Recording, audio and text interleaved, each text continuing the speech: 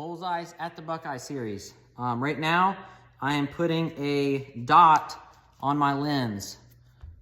Okay, so it's just a sticker dot. That's what I'm gonna be aiming with. I have a 4-power lens. Friend of mine, Coach Mel, he recommended to me a 4-power lens with a 2mm dot. He said that's what's best for 50 meters at a 80cm face. So that's what we're gonna be doing. This is a 2mm dot on the end of these tweezers. If I can get it to focus there, really small. So I got this little centering piece of paper here. I'm gonna center up the lens on it. And then I got a toothpick right here for holding the dot down once I get it in place. Like I said, this is very meticulous. This is a small enough dot that once I get it stuck in about the right place, I should be able to spin it around. I'm gonna take off my hat so you can see a little bit better, or spin around backwards rather. Okay, so you want it as close to the center as possible, but if it's not absolutely perfect, that's okay.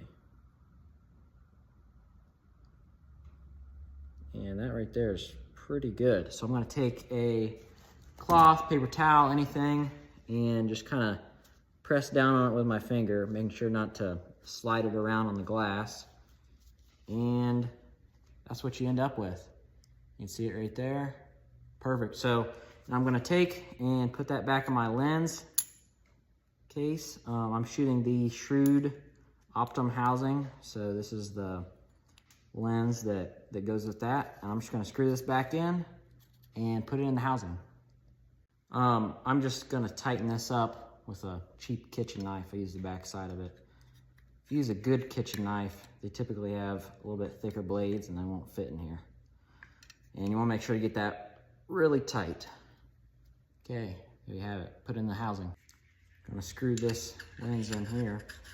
This sunshade helps a lot in this fetus style archery because the sun can be doing all kinds of crazy stuff when you're not shooting in the trees, and having this big old sunshade helps.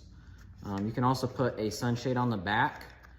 The only reason I don't is because it shades my bubble a little bit, makes it a little bit harder to see.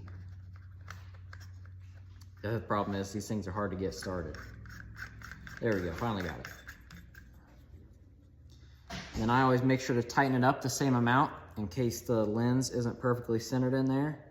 I've got, probably can't see it, but there's a little bit of a mark right there. I always center that right at the top of the housing. That way I know that I've got the same amount of rotation every time. I also got to take off the sight light and the pin, and I should be good to go. Here we go, this finished setup.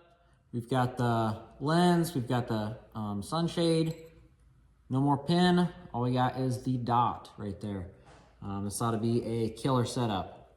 Don't forget to like, follow, and we'll see you tomorrow.